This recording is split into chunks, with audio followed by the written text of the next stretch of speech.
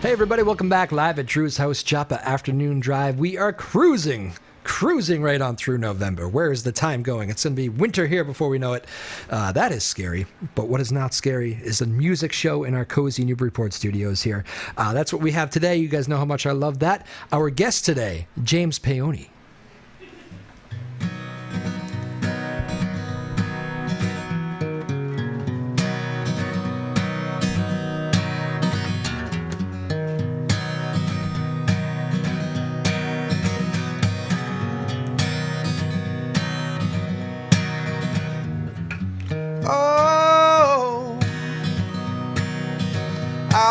Sing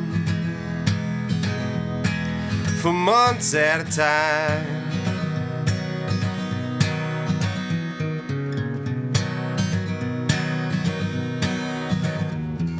But all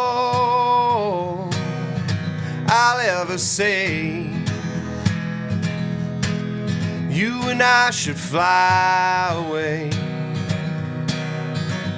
to the Palisades or the Golden Gate. Mm-hmm.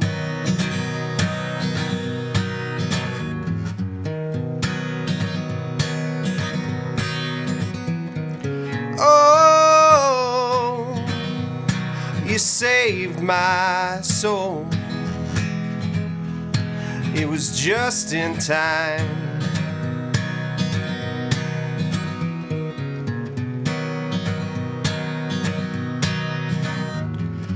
I've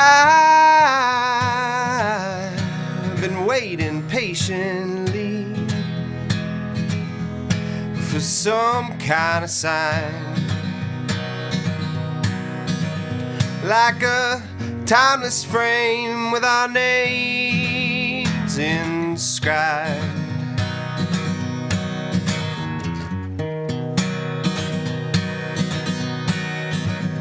But I don't think we'll be traveling, 'cause our roots are firmly planted in this town.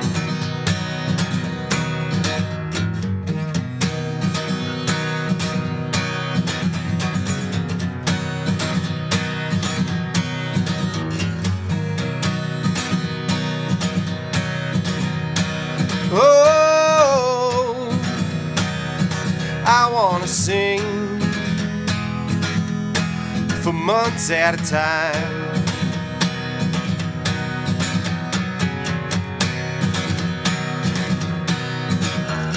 But all I'll ever say,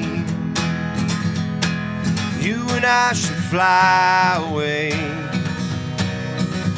to the Golden Gate or the Palisades. Mm-hmm.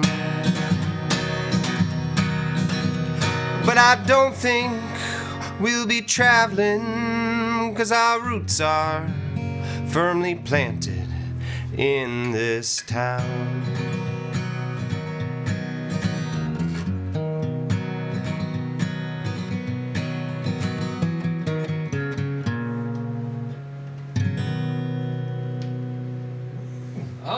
James Paone in the house. How are you, man? Hey, good to see you, man. What's going Thanks on? for having me. I know. I think last time you were on the show, I think it was probably the Zoom days, right, in the pandemic? It sure was, yeah. I was in a dressing room at work. Is that right? That's right. Out there, yeah. That's right. I was in my kitchen. You probably remember that, yes. Oh, man. Happy to be in person. How you been, man? Yes. Very good. Very good. Yeah, staying busy, playing out a little bit. Yeah, good for you. Doing the things. Sounding great. Thank you. The when'd you write that one? That's a pretty old one that I wrote when I started seeing my now fiance. Okay.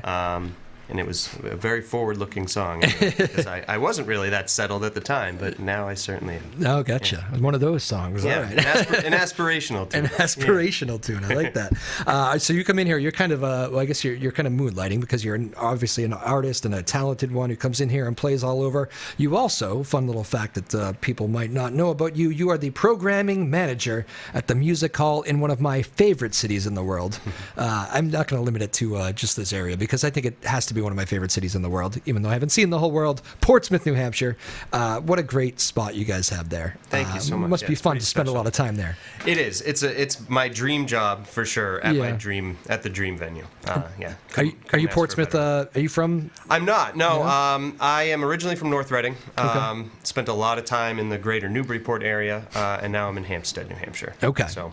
But you're a music guy, so that's what draws you to Portsmouth. Yes, exactly. Yep. It is a great. I mean, when did that? Has it always been that way? Like, when I was younger, I never thought like maybe I'm just more into the scene now, but right. It's just such a bumpin' music scene. It really is, and it always has been. At least as far go back to the '90s, because that's pretty much as far back as I go in terms of awareness and having my eyes open. But no, in the '90s, I mean, thanks to Gravity, started out there.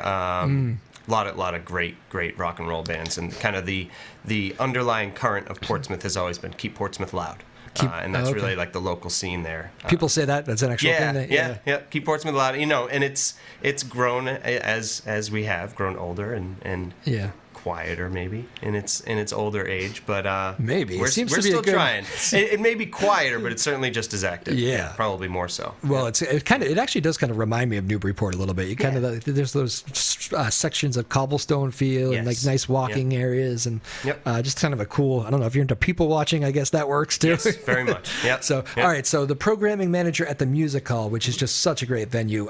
It's kind of expanded too. You guys made that other place now across the street, which is we call that the lounge. It is the lounge. Yep, the Music Hall Lounge. Oftentimes we just shorten it, call it the lounge. We had a space in there for a number of years called the Loft. Yep. It was more of a black box theater, about 100 seats. Through the pandemic, we kind of viewed it as, well, we can either keep this or we can change it. Keep it, change it, or move on from it. And luckily we chose the middle to change it and really transform it into a club now, as opposed to that kind of black box. Yeah, that it was cool. I saw Will Daly there, actually, one of our friends of the show. I know you're a fan as well. I know you had him in the lounge. It was a great spot for him, I know, and it's just a beautiful room. It's one of those nights that you think of like I just really enjoyed the whole vibe of the place. It's kind of got like a Brooklyn feel to it, but while maintaining kind of New England charm. I like that. It did kind of feel like that, like a little. That's well said. It's got a little bit of New York City in it. I almost want to take 10 or 15 seconds and think about that, because you're exactly right. That's why you work there. You saw the place well. James Paone again. So we'll talk a little bit more about what you guys have coming up there in a bit. A little bit more about your music start. When did that happen? Played in a lot of crappy punk rock bands in middle school, and kind of progressed into a little bit more of a larger worldview on music. My dad actually probably taught me my first couple of chords. Okay. What age? Right around then, middle school? 12, 13, yeah. And I think maybe 10 I was starting to like pluck out, Blackbird and but from there it was, all right, here's a guitar, James. It was my dad's guitar. I taught you everything I can, so figure it out.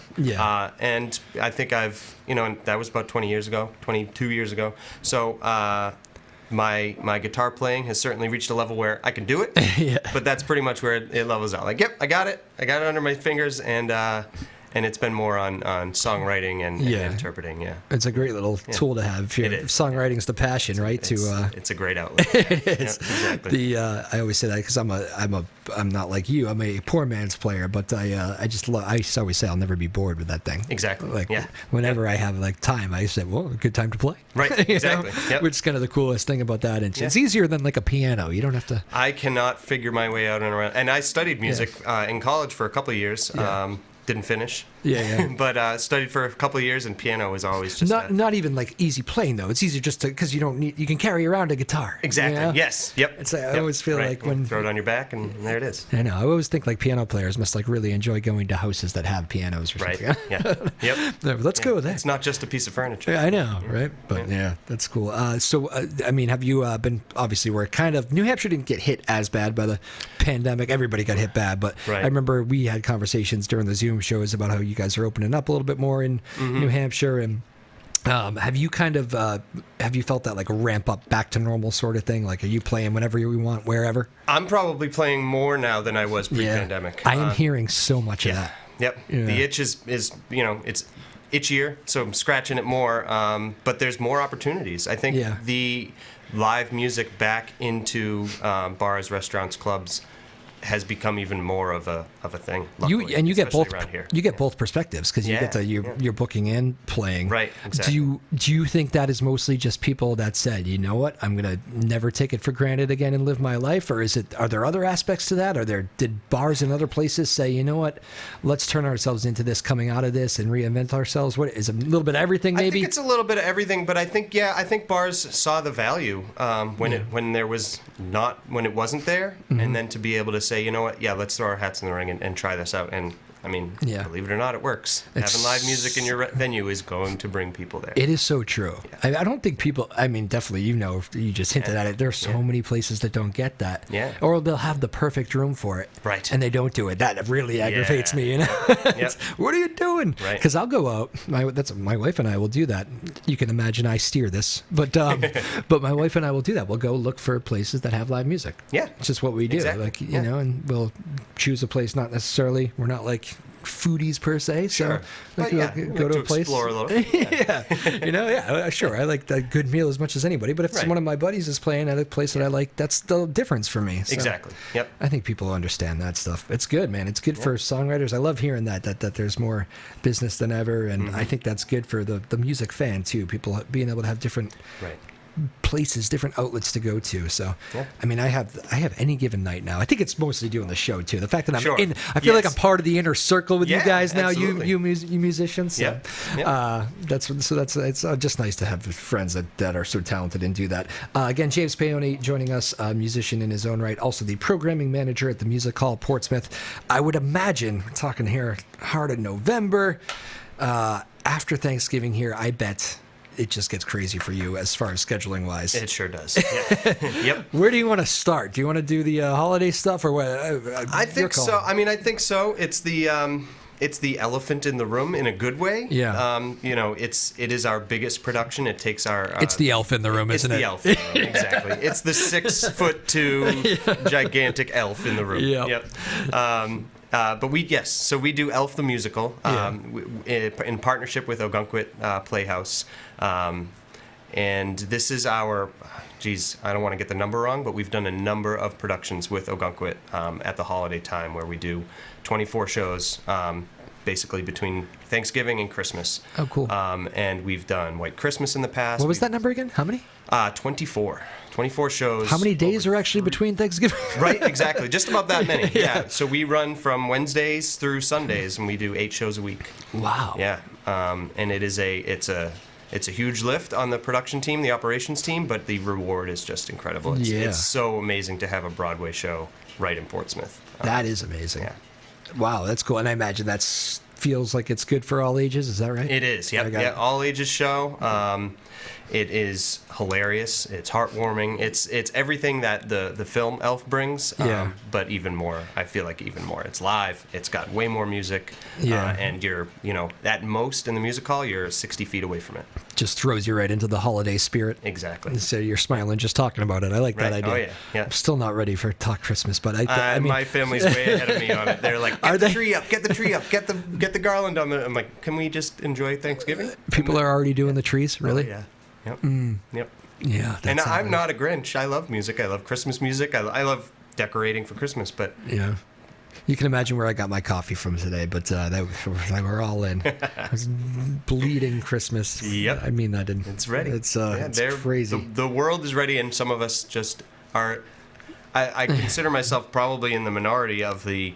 I love Christmas. I'll be ready for it after Thanksgiving. Me too. Yeah. And you know what the other thing about Christmas is? Like, I will even give you, I like the seasons. I do. Yeah. People, I'm getting a reputation now on this show of being like like a summer town boy, loves the summer who why is he living here? Because, this is a long winter. Brief, yeah. Yeah. There's some truth to that. Sure. Family lives here. That's why I'm here. But no, it's true. I love Christmas. I love even New Year's. I'll give you New Year's. I hope it snows on those days. It's nice to bring, well, I'm not anti-snow either, but the season just gets long. That's the only thing. Yes. Yep. I don't know.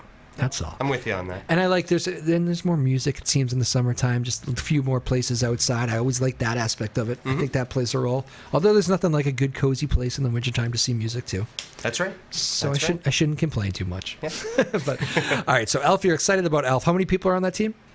On the in the elf production, there's a full team of elves. There are, as one might imagine, upwards in the 25 to 35 in the cast. Yeah. Okay. And then crew probably brings it right up to that 65 number.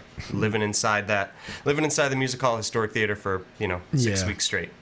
2 weeks on the front, 3 weeks of actual show run, and then the week breakdown. I imagine, because I know it's new for every audience you get in, but that must be kind of you talk about living in the place, living in the place, doing the same show. I mean, I know each show brings its different things, but I've talked to people that do Broadway shows or have done stints like that, and I mean, it is when you start doing so many of them, it does kind of become like a focused grind, right? I mean, these people, it's a marathon too. You gotta be able to pace yourself. And bring it every night. Yes, exactly. Yeah, especially for the cast, but really every aspect of it has to bring it. That's like a talent in its own right, being able to like rejuvenate the mind like that and just do it. Because it's not like you're playing a different set list every night, right? It's, right.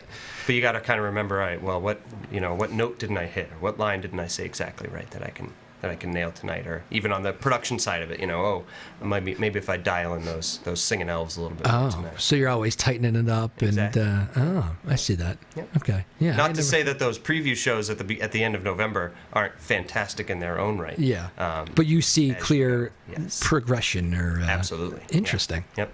That's good. So if you really want to critique it, you should go early on and just see how the show evolves. Exactly. Evolves is the word. That's the word. Yeah. I like it. I like that. James Paone joining us, talking a little bit, the music hall in Portsmouth, Elf is, of course, so dominating your place here as we approach the holidays. We talked a little bit about the lounge, and I told you how much I like that room. You got more musicians coming in there? Or, we do, yeah. So we will have lounge programming all the way through Elf, too, to offer a little different taste. If you've already gone and seen Elf, or you're waiting until closer to Christmas, and you can still come into the lounge and check out. And by the way, we should mention too, just logistically, it's literally the lounge is like across the street. Yeah. It's on Congress Street, right?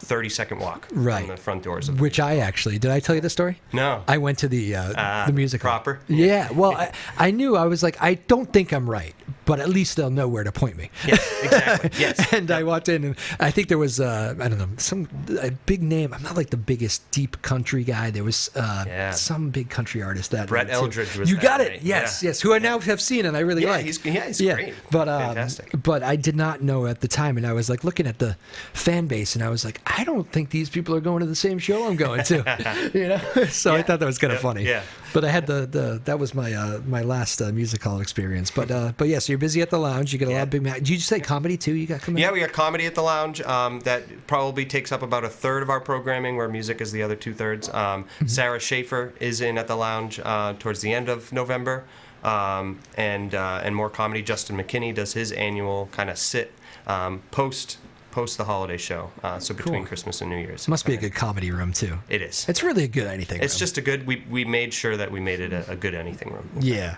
Did you help? That goes right up on the title of the building. Right there. It's good for anything. You guys get it. Do you actually have a sign? You need one if you don't. We should. You should get one. Yeah. This is a good for anything room. Exactly.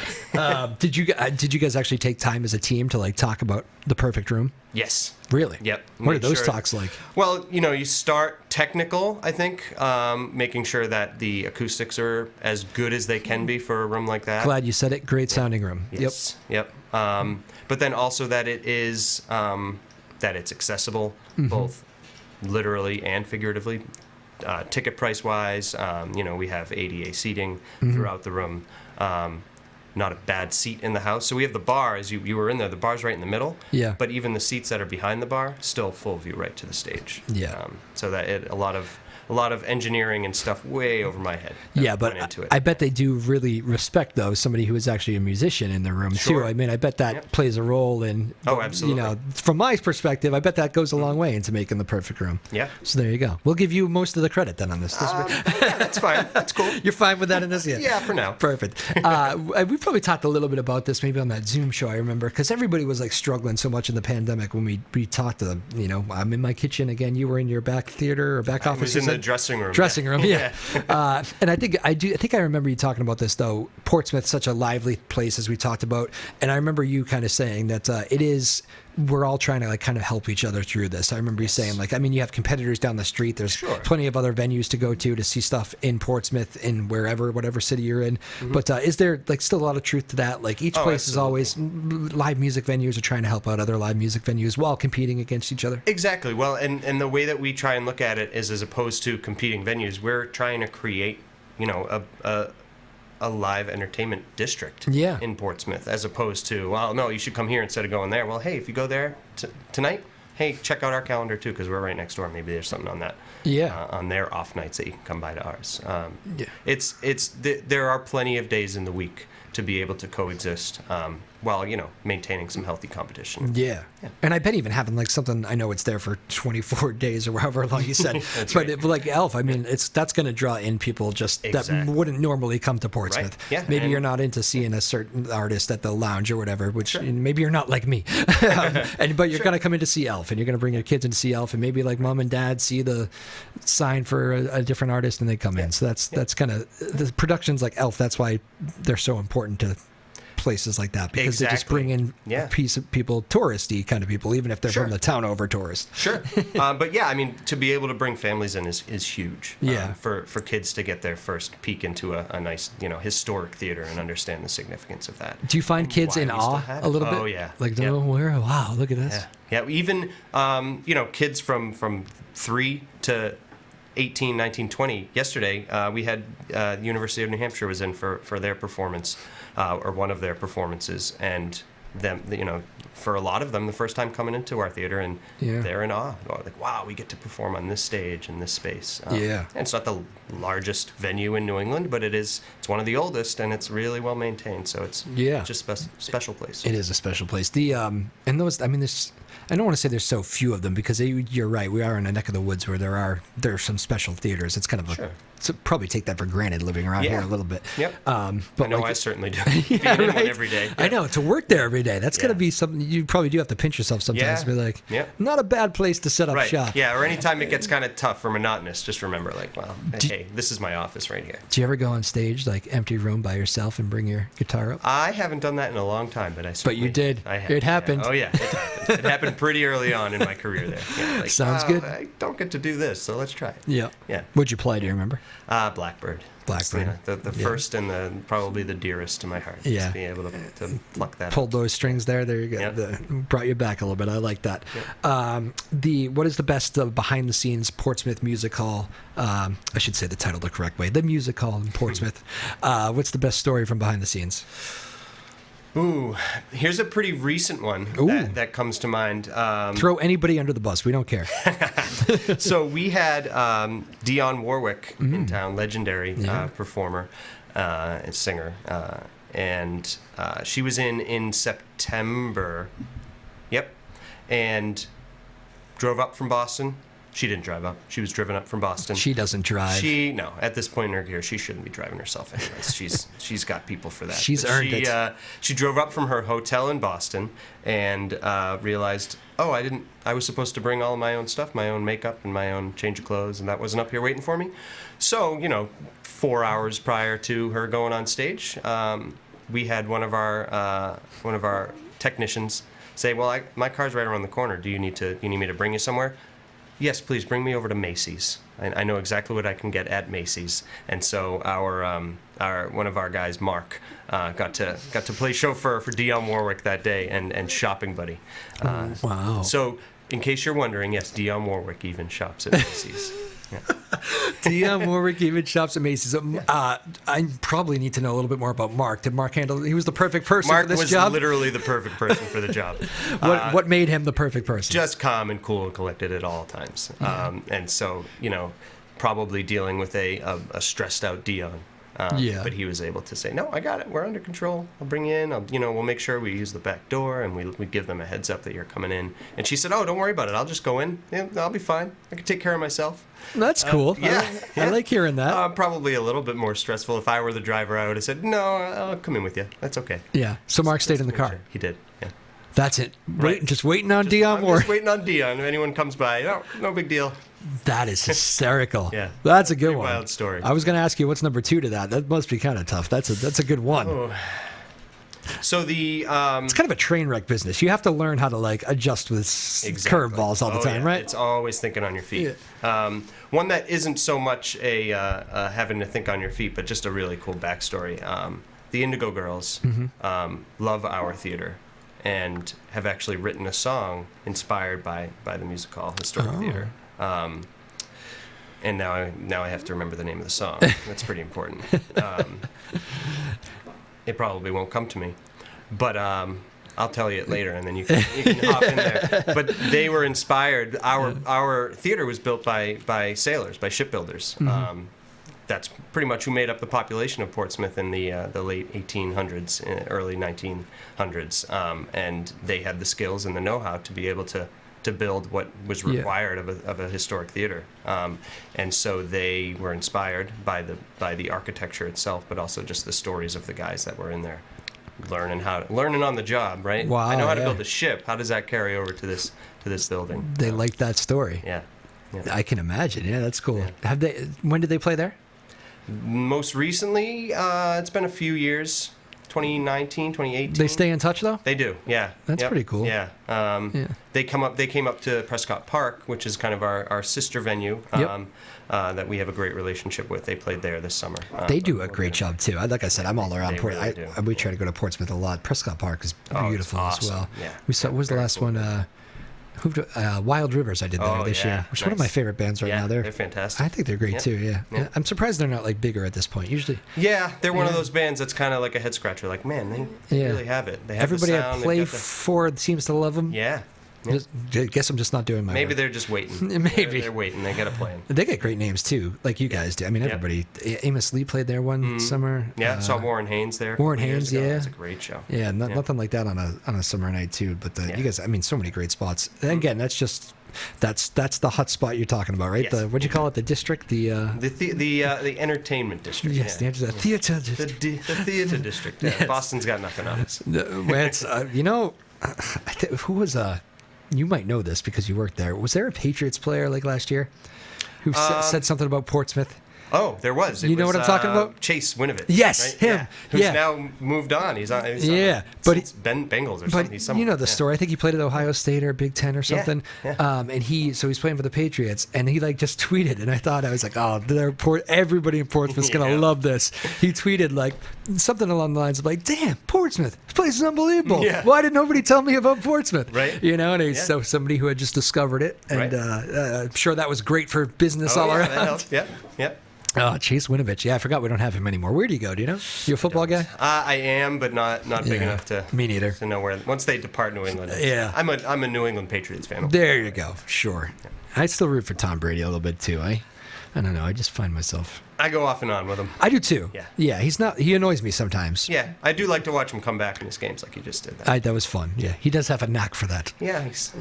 I'm sorry for his personal struggles. That's not an easy time on anybody. Right, yeah. So I'm here for you, Tom. Not really. I'm sure he appreciates it. Yeah, I don't think he's going to be reaching out. Yeah. He'll be okay. They'll be okay. You actually at the little one there now too, right? Yeah. How old? He is. He'll be 2 in February. Man, so pandemic messes with me. Like I remember seeing pictures and videos. And oh wow, they had the baby, but cool. Yeah. That's changed. That's a life changer. It sure is. Yeah. Yep. I have two. Yes, Drew. Kids. Yes, it is. Yes, it is. But yeah, I mean, I have 13 and 10-year-old stepchildren that I've been with for 8 years now, living with. But having an infant and now a toddler is it's a little different. Yeah, that's takes away from that seems straight guitar practice time taken away. There you must right. Oh yeah, that's seriously like now that he's he's in that toddler phase. As much as it is chasing him around and keeping him safe and having a blast with him, I have been able to play a little bit more actually over the past couple of months. Cool. Does he like it? He loves it. See, that's the key. You got to turn him on to it, right? Yeah. Well, that's exciting. Life changer. I wouldn't trade it for anything, right? Nope. Exactly. It's funny. It's a very lead-in question because everybody I say that with has the same answer, and I go, it's going to be really weird if somebody gives you, it's been rough. It's been rough. Yeah, maybe, I'm not ready for the therapy session. There isn't a return policy. No return policy. Oh, that's fantastic. Again, final few minutes here with James Paone, programming manager at the Music Hall, Portsmouth, New Hampshire. They got Elf coming in for the holidays, which is, I think you phrased it as the biggest time of year, the biggest show of the year. Yep. Yeah, it's far and away. Yep. I think I was reminded about Elf coming to you from my parents. Yeah, no, that's who what aren't exactly the. Did I already mention that to you? Yeah. Maybe off the air because my parents called me one day and they said, Portsmouth is doing Elf. Maybe. You know what? I love that place. Maybe we should go to Portsmouth. And I said, Portsmouth's doing Elf? Yeah, they do that. I should, yeah. All right. You should it's that time of year. It's great. It's that time of year. It's a lot of fun. It's a fun show. All right. I wasn't ready to talk Christmas with my parents, but it was done. It was done on that day, and it got you into the conversation, and we got you on the show because of it. So thanks, Mom and Dad. James is here talking about Elf. Anything else you want to talk about, though, as far as just go to the lounge? It's a great new spot across the street. And, of course, the Music Hall. Everybody knows the Music Hall. One thing I do want to say before we go is that you guys, when we were in the heart of the pandemic, quarantine, and people weren't allowed in the Music Hall, which those days I'm sure you'll look back on and be like, what in the world was that? We all will. There were crazy days, but you guys did a great job adjusting and doing that outdoor little concert thing. Yeah, live under the arch. Live under the arch. That's right. Yeah. Literally under the arch. Exactly. Yeah. There were so many places were able to think on their feet and, kind of come up and reinvent themselves with something new through that tough time. But that was one of the sweet ones, man. It was really cool. It came out of a kind of a panic mode, like how do we keep this going when we can't get into our spaces? And now it's turned into a series that we're going to carry on. So you're going to keep doing that? We're going to keep doing it. We're going to keep evolving it, right? So all right, we got tables out on the street and we can fit this amount of people. Well, maybe next year we can do something a little different. Maybe we can, there's some cool things in the works for Live Under the Arch. So some good stuff came out of that. Very nice. Yep. But that was a great idea. I really enjoyed that night there as well. So it's again, I spent a lot of time in Portsmouth. James Paone, thank you, sir. You want to play us out with one? You got Absolutely, another tune. Which one are you going to end with, you think? I'm going to end with a song called Slack Tide, which honestly probably another aspirational tune, but it's kind of about trusting yourself to figure it out, even when you look at it and you say, I'm lost. I got nothing. All right, well, play on, man. Big thanks to our team, Ryan Rothberg, Sarah Blackstone, Sarah Hayden. We appreciate you all putting this show on. Again, check out the Music Hall, Portsmouth, New Hampshire. About to get busy here as we enter the Christmas season, and the lounge across the street. They do a great job. James Paone, bring us home, my man.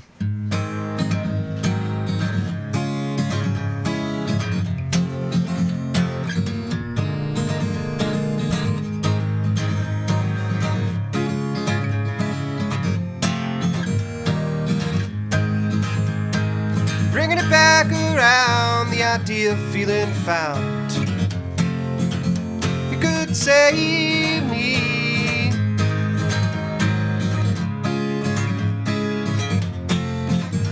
Ready? We're going to start over. When you feel lost and you can't find the words, you just got to start it over. I love that. These musicals are always good moments for people. Bringing it back around, the idea of feeling found. I'm bound to it. See and hear, it's a struggle shared with me by the bearers of the demon of doubt. Do I dare stare it face to face? What the heck? Let my grace wear thin. My will is strong and I know that I can fall back into my home if I fail. Oh, I will take it upon myself. I may wake up among them shells. Won't need one, I won't be one. I will swim against the moon.